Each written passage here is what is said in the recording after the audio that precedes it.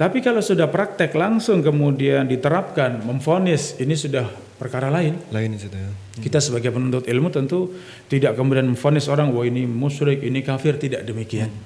Ya. Podcast Surabaya Mengaji.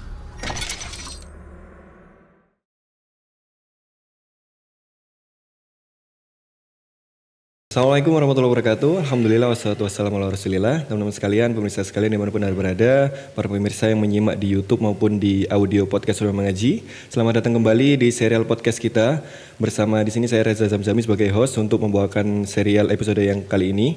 Dan untuk tamu narasumber kita pada episode kali ini yaitu Ustadz Muhammad Romlan. Beliau adalah dai dari Yogyakarta. Kita sapa terlebih dahulu beliaunya. Assalamualaikum Ustadz. Waalaikumsalam warahmatullahi wabarakatuh. Sehat Ustadz ya? Alhamdulillah bekhair. Lancar Ustadz ya? Perjalanan dari Jogja Ustadz ya? Alhamdulillah, Masya Allah, lancar semuanya. Alhamdulillah. Baik teman-teman sekalian, insya Allah di tema kali ini kita akan membahas tentang kesyirikan. Nah, ini sebagaimana kita ketahui Ustadz, bahwasanya kesyirikan ini adalah lawan dari tauhid. Yang mana kesyirikan merupakan kezaliman yang paling besar dan dosa paling besar dan tidak diampuni di akhirat nanti Ustadz. Iya, nah sebenarnya mungkin bisa dijelaskan Ustadz, pengertian syirik dan macam-macamnya Ustadz. Kita mulai dari itu dulu Ustadz. Betul Ustadz. Iya, insyaAllah. Baik, bismillah, alhamdulillah. Assalatu wassalamu ala rasulillah, ma ba'du. Syirik ya, ada bermacam-macam. Ada syirik akbar, ada syirik asghar ya. Syirik besar, ada syirik kecil. Syirik besar itu ada syirik dalam rububiyah, ada syirik dalam uluhiyah, ada syirik dalam nama dan sifat Allah. Demikian juga tadi bagian yang kedua syirik kecil. Adapun syirik besar ini menjadikan yang itu hak khusus milik Allah diberikan kepada selain Allah ya. Kalau syirik dalam rububiyah ya, syirik dalam rububiyah artinya sifat-sifat ketuhanan ya, seperti Allah menciptakan, Allah memberikan rizki, menghidupkan dan mematikan ya. Maka kalau seorang meyakini ada selain Allah yang mengatur alam semesta, maka ini syirik dalam rububiyah ya. Ada selain Allah yang mengetahui perkara gaib misalnya, padahal itu kekhususan milik Allah, maka disebut syirik akbar yaitu dalam rububiyah. Kemudian yang kedua syirik dalam uluhiyah ya, syirik dalam uluhiyah yaitu dalam beribadah, yaitu menjadikan ibadah untuk selain Allah Subhanahu wa taala. Segala macam bentuk ibadah ya, seorang menyembelih misalnya, diniatkan untuk selain Allah, tidak membaca bismillah, ditujukan untuk penunggu yang di sini, penunggu yang di sana misalnya, maka ini syirik akbar dalam uluhiyah ya. Kemudian yang ketiga syirik akbar dalam nama dan sifat Allah ya. Seorang meyakini bahwa nama dan sifat Allah itu hanya milik Allah. Hanya Allah yang memiliki nama dan sifat tersebut. Maka kalau ada seorang yang meyakini di antara sifat-sifat Allah dimiliki selain Allah, maka itu masuk dalam syirik sifat-sifat Allah ya. Adapun yang terakhir syirik yang kedua tadi syirik kecil ya. Syirik kecil itu seorang biasanya menyebutnya itu riya ya, riya itu syirik kecil, yaitu an yuqsada bi ibadatillahi ghurdud dunya. Seorang menjadikan niatan dari ibadahnya itu untuk tujuan dunia. Kenapa rajin sholat ya, agar dipuji manusia. Kenapa puasa sunnah ya, agar dianggap orang saleh misalnya. Ini tujuan dunia ya, maka ini masuk dalam syirik kecil atau yang disebut dengan riya. Demikian. Tadi disebutkan bahwasanya ada syirik besar, ada syirik kecil Ustaz ya. Iya, betul. Nah masing-masingnya ini apa bahayanya Ustaz? Biar kita bisa waspada Ustaz. Kalau untuk syirik besar ya, ini bisa sampai pada mengeluarkan seorang dari Islam. Bisa sampai menggugurkan pahala-pahalanya, dan kalau mati ya dalam keadaan nanti masih membawa syirik besar, belum bertobat pada Allah dari syirik besar, maka bahaya untuk sampai kekal di dalam neraka karena ia keluar dari Islam, rusak Islamnya, gugur ya Islamnya. Ini yang bahaya syirik akbar ya. Kalau syirik kecil ini bahayanya menggugurkan pahala pada amalan tersebut, tidak sampai mengeluarkan dari Islam, ya, tidak sampai mengekalkan dalam neraka kalau seorang mati dalam keadaan membawa syirik kecil.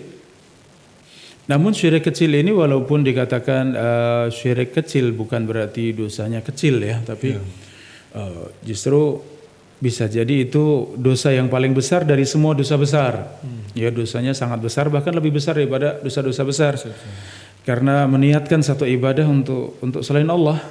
Ya, meniatkan satu ibadah untuk tujuan dunia, untuk selain Allah, maka tentu sangat berbahaya karena itu merusak ibadah tersebut. Demikian Allah tidak terima satu amal yang dicampuri dengan kesyirikan kepada Allah. Iya. Kira-kira kalau di kehidupan keseharian kita Ustaz, misal apa ada amal-amal yang ternyata tidak disadari itu merupakan kesyirikan Ustaz? Mungkin kita terlewat, oh ternyata ini syirik, padahal sering dilakukan manusia, biasanya tidak tahu itu kesyirikan Ustaz.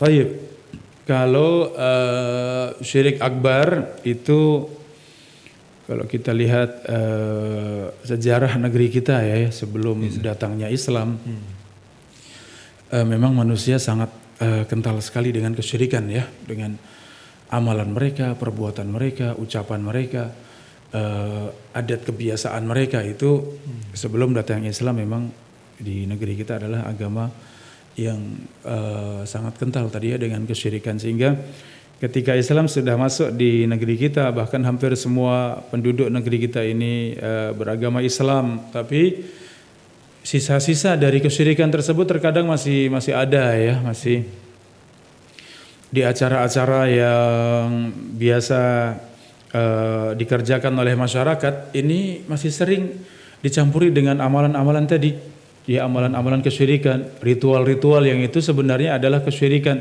Ini yang perlu berhati-hati ya, khususnya kita para penuntut ilmu, kita yang mengatakan diri kembali kepada Al-Quran dan Sunnah, maka harus berhati-hati ya, jangan sampai kita tidak sadar bahwa ada dari kebiasaan masyarakat itu ada syirik akbar yang itu ternyata sangat membahayakan ya. Seperti acara misalnya pernikahan misalnya ya, acara pernikahan kemudian sampai pada takut kalau tidak menyembelih di sini maka nanti takut demikian.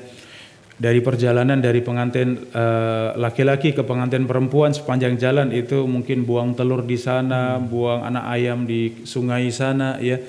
Ketika ditanya kenapa ya, padahal ya tujuannya tadi ya, artinya mungkin takut dengan yang nunggu di sana, sehingga itu kan rasa takut yang harusnya ditujukan hanya kepada Allah ya.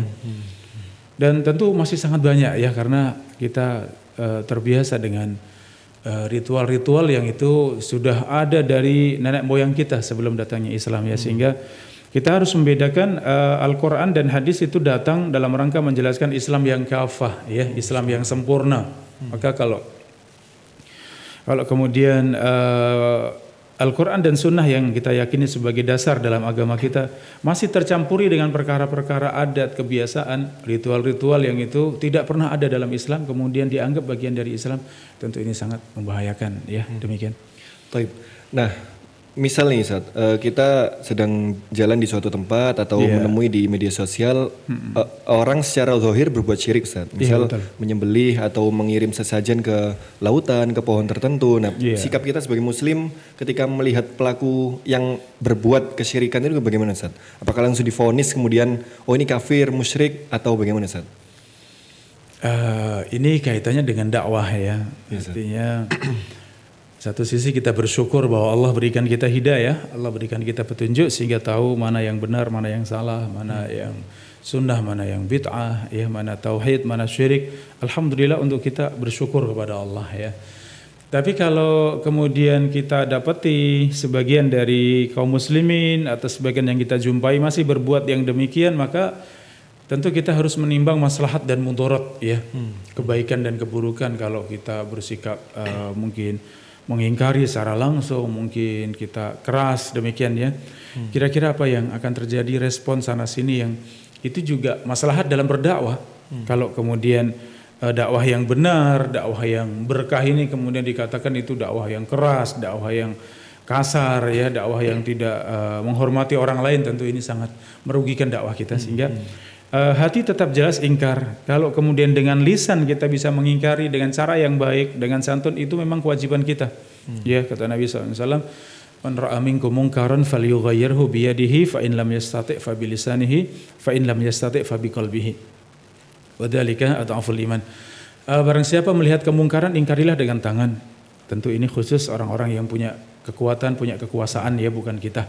Kemudian kalau tidak mampu, ingkari dengan lisan. Jika tidak mampu, ingkari dengan hati. Dan itu yang paling ringan dari mengingkari kemungkaran. Jadi masih ada pilihan terakhir dengan hati. Ketika kita pandang itu maslahatnya belum saatnya ya untuk kemudian mengingkari langsung seorang yang sedang berbuat kesyirikan, menurut kita kemudian langsung kita ingkari, khawatir itu salah paham, khawatir terjadi kegaduhan, maka ingkari dengan hati, tinggalkan tempat tersebut, tunjukkan kita tidak ya sesuai dengan apa yang dikerjakan, seperti itu. Menarik Ustaz. Ya. Tapi kalau untuk terkait vonis kafir Ustaz, mungkin ini rambu-rambunya bagaimana Ustaz? Karena kan kita sebagai seorang muslim tidak langsung memvonis seseorang yang berbuat kesyirikan kafir Ustaz. Beda ya antara disiplin ilmu dengan vonis. Ini dua perkara yang berbeda. Dalam disiplin ilmu kita akan pelajari bahwa misalnya syirik akbar tadi itu mengeluarkan dari Islam, syirik besar itu kalau seorang tidak bertobat dan mati dalam keadaan demikian maka ia kekal dalam neraka. Itu secara disiplin ilmu kita yakini demikian. Tapi kalau sudah praktek langsung kemudian diterapkan, memvonis, ini sudah perkara lain. Lain itu ya. Kita sebagai penuntut ilmu tentu tidak kemudian memvonis orang wah ini musyrik, ini kafir, tidak demikian. Ya. Tapi masih banyak yang perlu ditegakkan sehingga benar-benar dikatakan orang ini keluar dari Islam. Ya, dengan iqamatul hujjah, harus menjelaskan segala sesuatu yang membuat dia paham. Kemudian intifa' mawani' itu semua penghalang itu harus hilang darinya. Mungkin seakan sedang menyembah berhala tapi ternyata bukan menyembah berhala. Dapat HP kemudian dapat kabar gembira langsung sujud, nggak tahu depannya ada berhala, pikirannya sujud berhala. Itu intifa' mawani' harus hilang dari semua penghalang ya, sehingga benar-benar jelas ini berbuat syirik, sudah dikasih tahu ternyata tetap seperti itu dan kemudian baru divonis, dan itu pun tugasnya para ulama, orang-orang yang berilmu ya, bukan kita ya. Jadi buat kita penuntut ilmu pelan-pelan, tenang ya. Ranah kita mungkin menasehati, mengingatkan begitu, tapi kalau memvonis bukan ranah kita. Ya? Bukan ranah kita, iya. Siap. Tadi sudah disampaikan tentang berkaitan dengan syirik Ustaz. Terakhir Ustaz, nasihat mungkin agar kiat-kiat kita terhindar dari kesyirikan ini Ustaz. Iya, teman-teman semuanya ya. Yang pertama tentu untuk terhindar dari kejelekan, khususnya dosa yang paling besar, syirik ya. Tentu dengan kita mempelajari tauhid, ya, belajar tauhid, belajar akidah yang benar, ya, dan kemudian termasuk dalam belajar tauhid tentu kita mempelajari kesyirikan ya, macam-macam kesyirikan tadi saya sebutkan, syirik besar, syirik kecil dan macam-macamnya, contoh-contohnya. Tentu ini harus kita pelajari sehingga kita tahu persis mana yang syirik besar, mana yang syirik kecil, mana yang termasuk syirik, mana yang tidak ya. Setelah itu kemudian memohon kepada Allah ya, berdoa. Doa ini sebagai senjata seorang mukmin ya. Meminta kepada Allah. Rasulullah mengajarkan salah satu doanya, Allahumma inni a'udzubika an usyrika bika syai'an a'lamuhu wa astaghfiruka lima la a'lamuhu. Ya Allah, sesungguhnya aku berlindung kepadamu, memohon ampunan kepadamu dari kesyirikan yang aku ketahui, dan aku mohon ampunan dari kesyirikan yang tidak aku ketahui. Ya, ini doa yang Rasulullah ajarkan. Mudah-mudahan dengan demikian kita bisa istiqomah di atas tauhid pada Allah dan jauh dari kesyirikan pada Allah. Taib, syukran Ustaz, jazakallahu khairan. Taib, demikian pemirsa sekalian, para pendengar sekalian dimanapun Anda berada, penjelasan tentang kesyirikan yang tadi disampaikan oleh Ustaz Muhammad Ramlan. Jadi mulai dari pengertian, kemudian ada juga bahaya, kemudian ada juga tentang tadi disampaikan vonis kafir dan sampai kiat agar terhindar syirik. Semoga kita dan anak keturunan kita dan juga keluarga kita terhindar dari dosa syirik ini, dan senantiasa semoga kita bisa diberi taufik untuk bisa belajar tauhid secara istiqomah. Baik, demikian kita berjumpa lagi di episode berikutnya. Kita tutup dengan doa kafaratul majelis. Subhanakallahumma wa bihamdika asyhadu an la ilaha illa anta astaghfiruka wa atubu ilaik. Assalamualaikum warahmatullahi wabarakatuh.